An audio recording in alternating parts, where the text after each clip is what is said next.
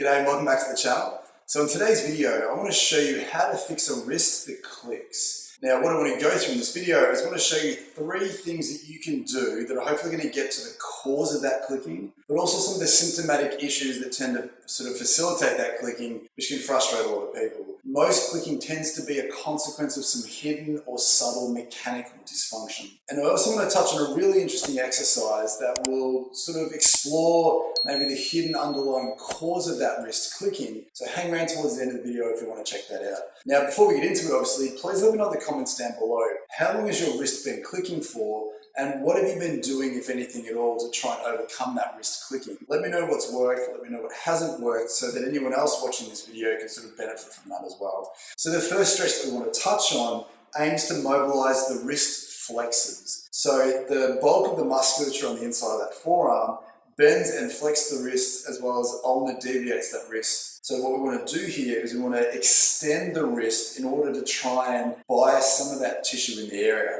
Now once we get into this position, so if you do it with your elbow bent, it may not be as beneficial as when you do it with your elbow straight, because some of these wrist tendons and these wrist muscles cross the elbow a little bit as well. At the very least, insert into the base of that, so we can over tension that by extending the elbow as well. What I also want you to do here is I want you to just play around with the wrist rotation position, just to see if you can bias an area of that forearm that feels a little bit tighter than the rest. Now if we're going more with your fingers in towards the midline, so as that wrist turns inwards, you might feel it biases more so on the outside.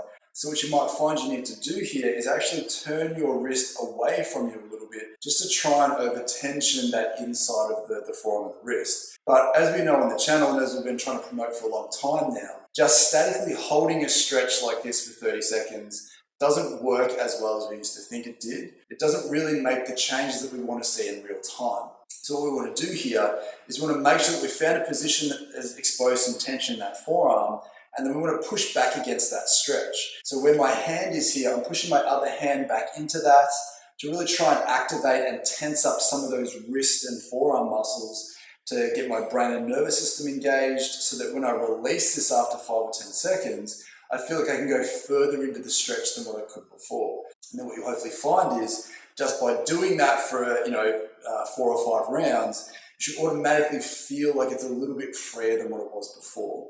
And then you've hopefully fed a little bit of slack into that area and decrease the chances of that area clicking.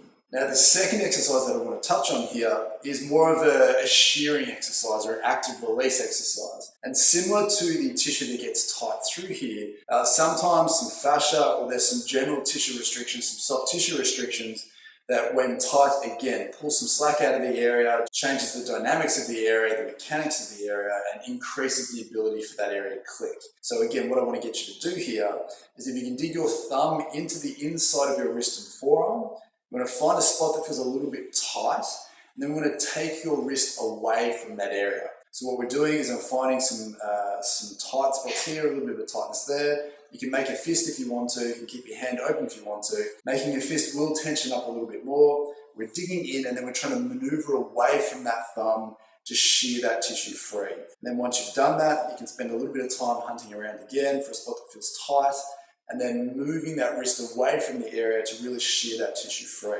Not only should your wrist feel a little bit looser, but some of that clicking may also start to decrease as well. Now the third exercise that I want to touch on revolves around influencing some of the neural tension that can create some extra tension in the area and contribute to that clicking. Now, as you may or may not know, we're dealing with the ulnar side of the wrist, the ulnar side of that forearm. So the ulnar nerve, or the funny bone, as it runs from the inside of your elbow through the inside of your forearm down towards that little finger, this can also become tight.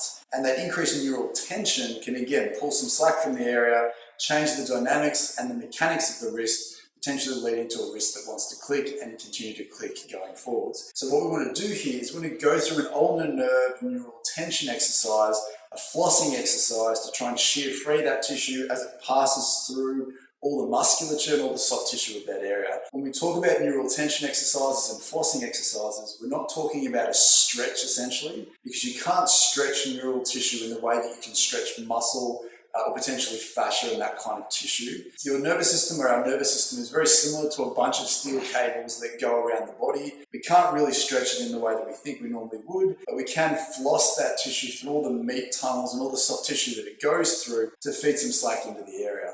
And a great way to do this, and you do look a little bit silly when you do this, is we want to make sure that you have your shoulders back and down a little bit on the side that you're doing.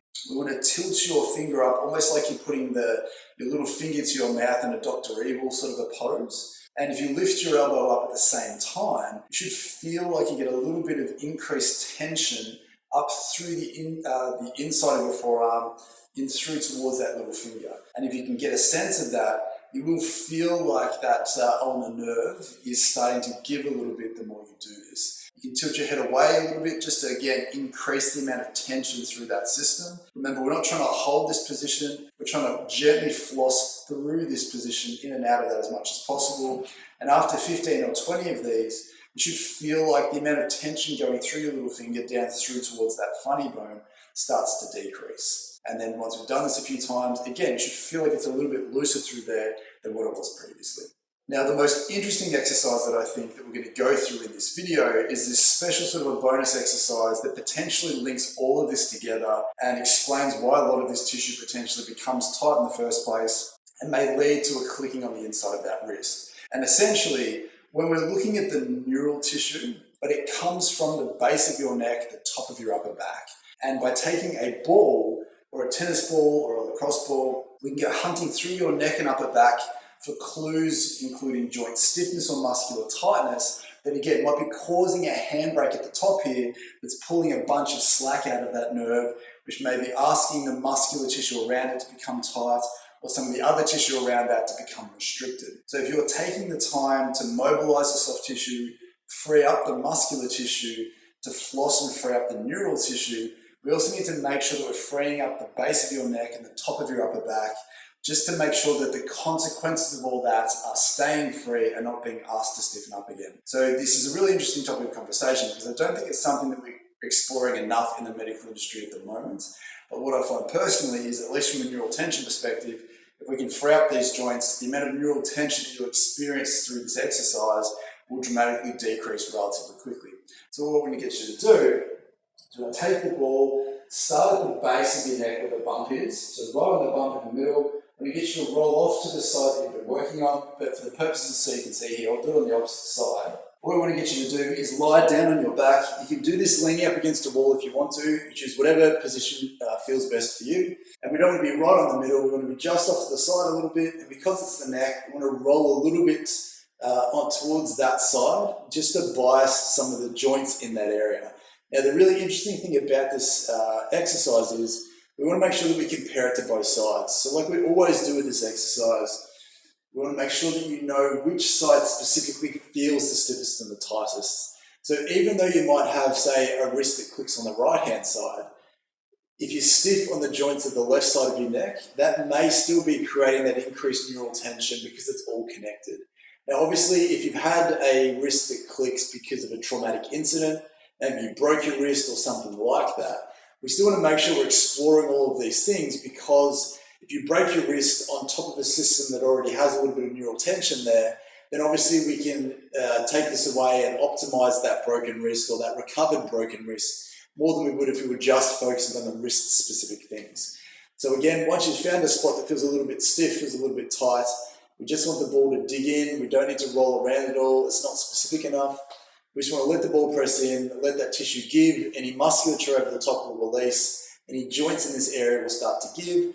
Then all you want to do is just move the ball up or down a little bit, go hunting for the next spot. So I'd advise you to basically go from sort of mid-neck down to about mid-shoulder blade in that area, or in that sort of vicinity, to go looking for anything that might be holding you back in terms of that neural tension and muscular tightness. I think if you want to, I can automatically feel like there's a little bit less tension from doing this exercise, most likely because I've just freed it up or taken the handbrake off at the origin. When trying to solve a clicking wrist, we need to make sure that we're not just looking at you as a wrist in isolation.